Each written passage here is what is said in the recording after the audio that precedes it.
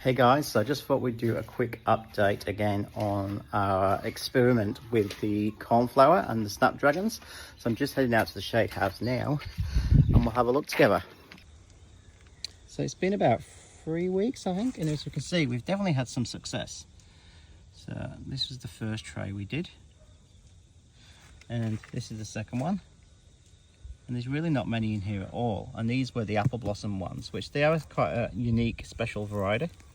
So I'm not 100% sure if that is related to really poor germination of that variety versus the seed we collected ourselves last year. But either way, I'm still not 100% happy with these results. Now, someone did comment on my post and said that cornflower isn't actually a germination inhibitor. So it would stop the seeds germinating, which is an interesting thought. So we're going to go back inside and I'm going to try a new method. So here I've got my 2 paired seed trays. They're being labelled, so we're going to do snapdragons, and these are a tall variety. Don't really know the name because they're all open pollinated seed now, but they still get quite high and they've got quite vibrant colours.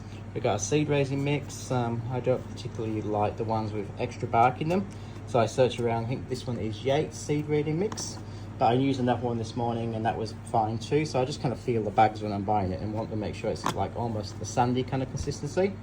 And when I've made up, this is a mixture of really fine river sand and perlite. You can see, so we're going to have some chunks in there, but they won't fall through. And my little weapon of choice for today, I thought, was these old Tupperware shakers. So let's see how it works. So I reckon I'm not going to put too much of this in here, but I thought we might start with a spoon. 1. All right, let's go 2 of that. And then we'll sprinkle some of these seeds in. I left the tripod inside on charge today.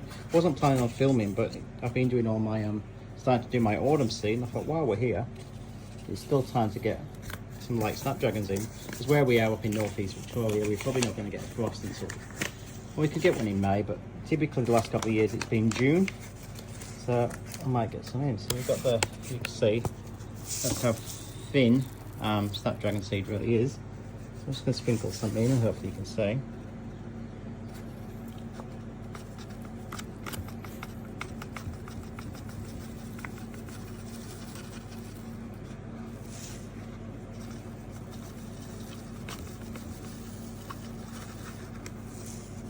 I don't really want to come out the bag, but there we go. Alright, we'll go with that. See, we've got quite a bit of the black stuff there is the seed, so we've got quite a bit there. Maybe a bit too much, but it's the good thing about collecting your own seed. You can waste a bit. I'm just going to give that a really good shake so it's evenly distributed through. Then, let's see how this goes. I think I'm just going to dust it over the top.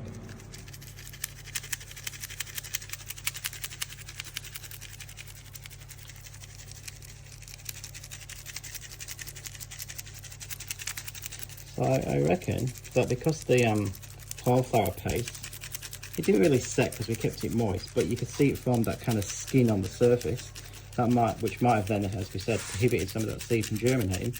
I actually think this is going to do a lot better. And we're still distributing it evenly, hopefully, because of the extra fine grains of sand and the perlite. Still quite a bit in there. But obviously you don't know if that's just the bigger bits of sand and perlite versus actual seed.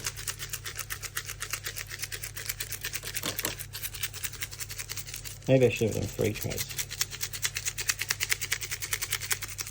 There's definitely starting to see it slowing down coming out, aren't we? Let's have a look inside and see what's left.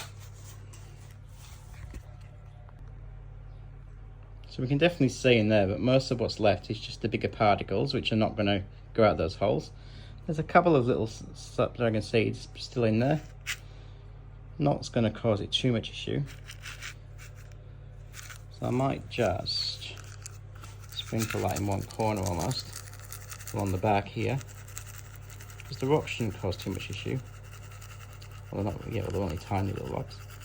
Bit of gravel. And we're going to prick the seeds out of here anyway when they're done, but at least we get every seed out.